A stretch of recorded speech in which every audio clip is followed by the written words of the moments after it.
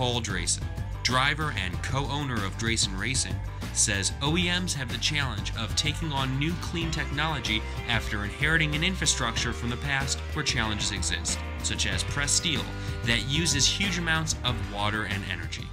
The automotive manufacturers are grappling with two important factors. The first is the march of technology, which is allowing them to design new products with lower environmental impact. But on the other hand, they have huge investments in the existing infrastructure for making cars the way in which cars have been made for some considerable time. For example, the use of pressed steel in car manufacture, which uses huge amounts of energy and water in doing so. So, of course, the transition that the car industry has to make has to take into account the realities of making sure that in moving to a low-carbon economy, in moving to low-carbon transportation, it's done in a business-like way and it's done in an economically viable way, taking into account those investments which have already been made. And so this is where I believe the partnership between the car industry and government is so important. The car industry can't make that change on its own. It's got to be done with a roadmap in agreement between the car industry, the electricity generating companies, the governments, to ensure that the infrastructure changes that are put in place in a timely fashion to ensure that if the industry brings in new products such as plug-in hybrids, all-electric vehicles, that the consumers will have the ability to access and use those products, and it will be done in a concerted manner. Now, we're starting to see this happen. It's about really managing the enormous technology risk which is involved in making this shift to low carbon in a way which is economically sustainable.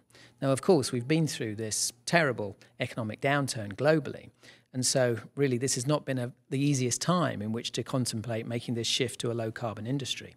But I think now, as we're starting to see global economies come out of the downturn, people are showing, through the investment decisions that they're making, that they see that this green future is both real and it's an opportunity for business. We've seen in the first quarter of 2010 a very significant increase over 2009 on investments in clean tech, a number of IPOs starting to happen. Interestingly, a lot of them taking place in China. Huge future global market. And I think that what this shows is that the industry is making the change. I'm very impressed in the way in which we're seeing now manufacturers, both the top-end marques, Porsche, Ferrari, the mainstream producers, Toyota, General Motors, Ford, announcing hybrid models, also all-electric vehicles, which shows that the technology is there and that it's coming.